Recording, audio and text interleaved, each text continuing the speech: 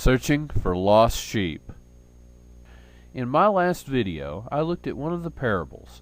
I'm going to continue today looking at a couple of the parables that Jesus Christ spoke of during his ministry.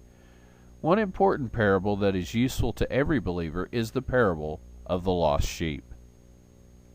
I am concerned that some more experienced Christians see themselves as better than those of lesser experience or of weaker faith. Not every person who comes to salvation is completely prepared, and none of us are perfect. But I have seen it happen. A Christian will look at a brother struggling with his walk with God and look down on him. It may be necessary to admonish a brother, but it is of no value to look down on a fellow brother in Christ. And it does no good to look down on a disbeliever either, because doing so may make it impossible to reach them. What does Jesus and his parable of lost sheep show us about this? Matthew 18:11-13 says, "For the Son of Man is come to save that which was lost. How think ye? If a man have 100 sheep, and one of them be gone astray, doth he not leave the 99 and goeth into the mountains, and seeketh that which has gone astray? And if so be that he find it, verily I say unto you, he rejoiceth more of that sheep than of the 99 which went not astray." Right here, Jesus tells us his purpose in coming to seek and save the lost.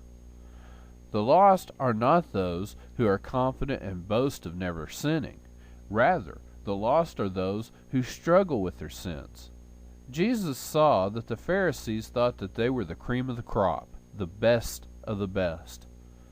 But even though these men thought they could boast of how great they were not honoring the Father.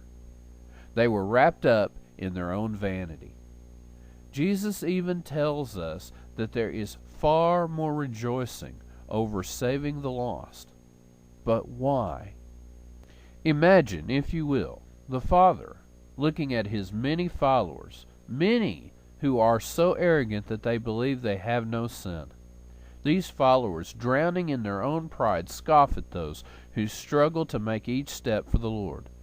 But out of these many followers, there is one who is on his knees, crying to God.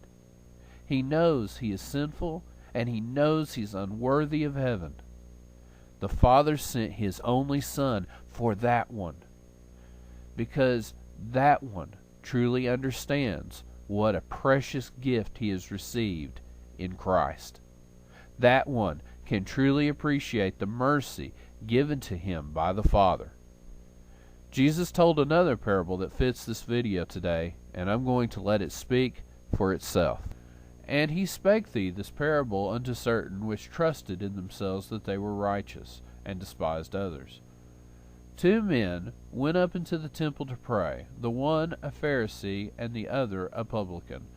The Pharisee stood and prayed thus with himself, God, I thank thee that I am not as other men are, extortioners, unjust, adulterers, or even as this publican. I fast twice a week, I give tithes of all I possess. And the publican stands afar off, would not lift up so much as his eyes into heaven, but smote upon his breast, saying, God, be merciful to me, a sinner. I tell you, this man went down to his house justified rather than the other. For every one that exalteth himself shall be abased, and he that humbleth himself shall be exalted." Luke 18:9-14. In closing, I have just one question. Do any of us really have any reason to boast? Peace be with you.